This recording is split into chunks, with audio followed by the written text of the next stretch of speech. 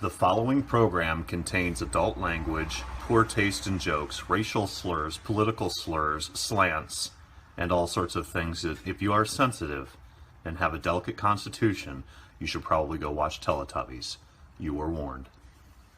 Hey kids, welcome back to the saga, the Vader build. I have actually done a lot since our last video, and I need to smooth out my windshield trim here a little bit. That's okay. But anyway, I've done a lot, and I had a really busy week, so it's been kind of difficult to video it, so I'm going to go over stuff, and we're going to go over the hardware and everything else. Well, not everything else, exhaust, but we're going to touch base on little tuning bits here and there. There is a turn fin. I did put a turn fin on the back side here, on the port side. That is set up. The rudder is installed. The strut's installed. Nothing's set up yet. The angles, strut depth and angle need to be set. Exhaust is in. I got my 2-inch offset header in, so that's all good. I put on some decals, as you can see. I had some custom Mercuries made. My pinup girl from World War II. A couple other of the biohazards, whatever else. But I actually have Vader stickers. I'm having vinyl. These are all vinyl decals. It says Vader in like MASH font. That's going to go across here and here. The other thing that we did, we put in tie downs for the hatch. And so we got the tie downs in the front, and the rear I put in magnetic. So it looks easier than it is, but it actually sticks on very, very good. I do not have my spark plug in right now. But anyway, so magnetic in the back, tie downs in the front. And she snaps down like that. I routered the exhaust port right here, obviously, so everything fits nice fancy dancy. Looks pretty good. I also routed out the blower intake, and I 3D printed some mesh there just to kind of keep a little bit of the splash out, but it's going to give us some ventilation coming in, which is good. So, mounted our servos. I 3D printed servo mounts. Now, these servos are waterproof, and I also sprayed them with conformal coat to give that extra measure of waterproofing to it, and then affix the units in. I do not run radio boxes. I have a few boats with radio boxes, but this is how you set up most outriggers. You do, what I call a skinny build, so there is no actual box. Everything's good with that. These will be nice and waterproof. I am going to have to beef this up. This is all I had. It is not nearly strong enough for this turning, so we will go ahead and get that set up later on. The shaft, everything is good. Nothing's tightened down yet. We're going to go with a pull start on this, and as we discussed earlier, I did move the engine quite far forward compared to where it was going to be, which did change the center of gravity, which I knew it would, but I installed a NiCad battery up here for our radio that balances it out. So right now, without fuel, the center of gravity is 3 inches behind the ride surface of the sponsons, okay? With fuel, it's about 2. So no big deal. That should run fairly well. I don't see why not. And we can always manipulate that later. I do need to put in flotation yet, which is going to be a definite trick on this model, because you can see there's not a hell of a lot of room to get foam or anything else in there, and I am not an advocate of using spray foam because it tends to expand too much, and if it expands wrong and too much, bad things happen. So I will figure something out. I don't know if I'm going to put blown in styrofoam in there or what, but she definitely needs some flotation. Fuel bags all in. Really not a whole lot to say. We did do the decals.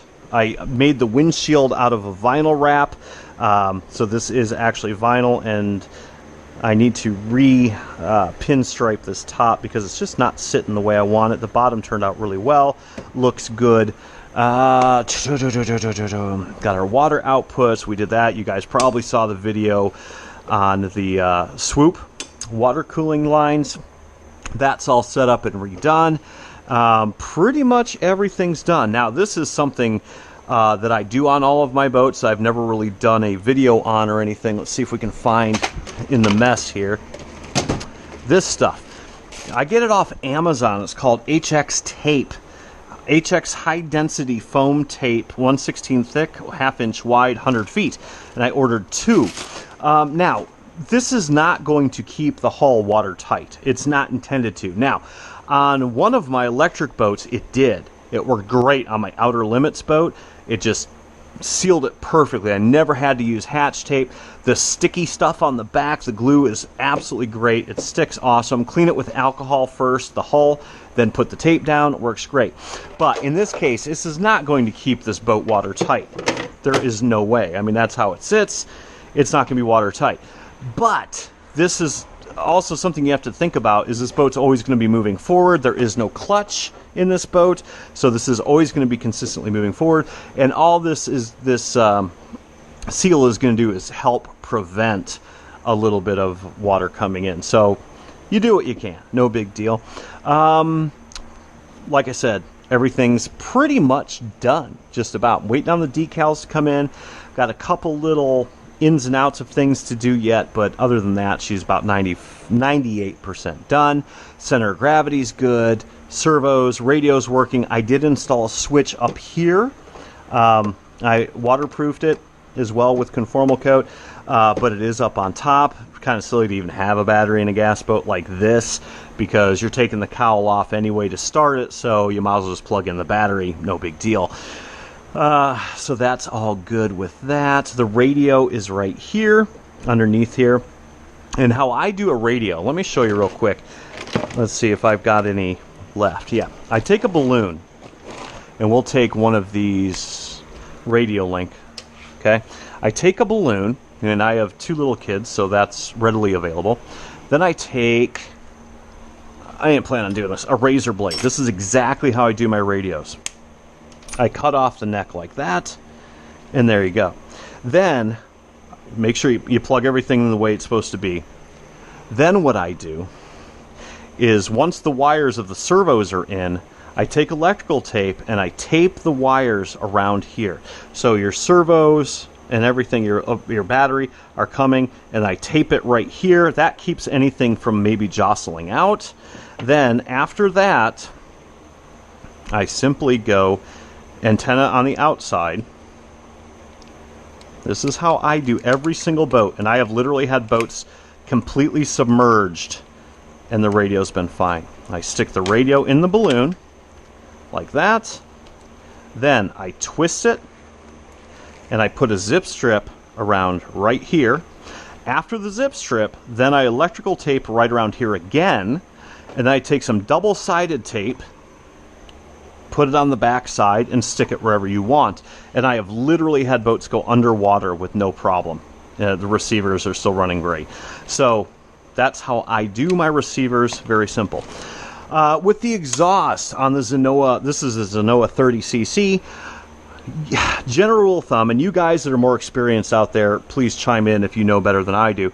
But what I do to set my pipe length is I start right at the center line, right where your spark plug is going to be, the center line of your exhaust, and I measure back to here, which is where both of your cones come together on your tuned pipe, and I make that 12.5 inches. You can do 13, but 12.5 is going to be about close, and then that's where you're going to seal her up. You don't want much more than a 1/4 to 1/2 of an inch of your header sticking past right here. Okay. I have not cut this one yet. I'll do that tomorrow. I haven't even set this pipe yet. So we're going to start at 12.5. I'm going to cut off a lot of excess, but we want to cut it off so the header comes to right about here, because you don't want a whole lot of flashback with that. You're basically supercharging a 2-cycle engine with a tuned pipe, whether it's a dirt bike, a nitro engine, whatever. So then take it out for a run, go full speed, and then bring it back in 1/8 of an inch. You keep bringing it in until your RPM and your speed top out. Once you top out, bam, that's where you're set, and everybody's copacetic and happy. So that should be that's how I do it, and it seems to work. And any of you out there, if you've got better ideas, please leave a message in the video so everybody can learn from you. I did use a direct drive throttle system. This is off of Zip Kits. So you've got your 20 kilogram waterproof servo, and you can see that this head screws onto the servo mount. And then this is basically a flex cable, a 3/16 flex shaft. And then it goes up into this coupler right here, and then it goes into your throttle, and there you go. Bob's your uncle. Very, very easy, very cheap. Get that zipkits.com. That's all I use with my gas boats. Super easy, easy to adjust, direct drive, none of this linkage crap. They work phenomenal. Very, very good. I think that's really about it. There's not a whole lot left to talk about. Waiting for my other decals to come. Gonna have one on this side and one on this side here. Give you a little bit of a view. There's my windshield, which my tape isn't sticking very good. It's doing great on the bottom, but not so great on the top. Oh well. I hate doing windshields. I'm not good at it. But anyhow, so that's it. We need to set the strut, need to set all of this stuff. I'm not even gonna bother setting the pipe until I run a few tanks through the engine. A lot of guys say that you don't need to break, even Zenoa, if I remember right, in the manual they say you do not have to break in these engines, just run them a little easy for the first few tanks basically, and that's all you got to do. And that's pretty much what I do. You see, like my gas rigger up there, I still haven't really tuned it yet. And what I'll do with this one, we'll fill up the fuel bag. We'll run 2 or 3 bags through it before I even set the pipe. So I'm going to set the pipe to 12.5 inches from here to here. We're going to run 2 or 3 tanks through it. I'm going to dial in the engine reasonably well, and then I will tune the pipe. There's no sense in tuning the pipe on an engine that's not what I call set, okay? Not necessarily broken in, but your sleeve is set, your piston's set, your crank, everything's just really feeling up well. So that's what we're going to do. I'm hoping to have a maiden done. I'm going to fire it up. The first fire up is probably going to be tomorrow in the yard, because that's how I do all of my boats. Hang on. Smoking hot wife interruption. But anyway, I don't even remember what I was saying. But yes, I'm going to fire it up in the yard probably tomorrow.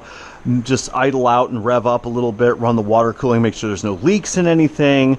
And then we're going to do a float test. So I'm going to fill up the kiddie pool, and we're just going to let her sit in there because you've drilled a lot of holes, right? You've got holes in where your turn fin is, you got holes here, you've got a zillion holes back here. We want to make sure that it's reasonably watertight, and it should be fine. So we're going to fire up the engine, make sure everything works, put her in the kiddie pool, do a float test. Not sure when the maiden's going to be, but it is going to be very soon. So I know this hasn't been a full build video, and it really wasn't intended to be. It was just kind of a go-over. I really need to redo that. It sucks. I pulled the tape too tight. But it's the gist of it. So if any of you have any questions or whatever, I'll also be happy to help you out if you need it. Still need to adjust the pipe mount and things like that. It's not finalized yet, but it's she's very, very, very close. So anyway, kids, that's it. Till the next time, which is probably tomorrow. Keep shining side up. Bam.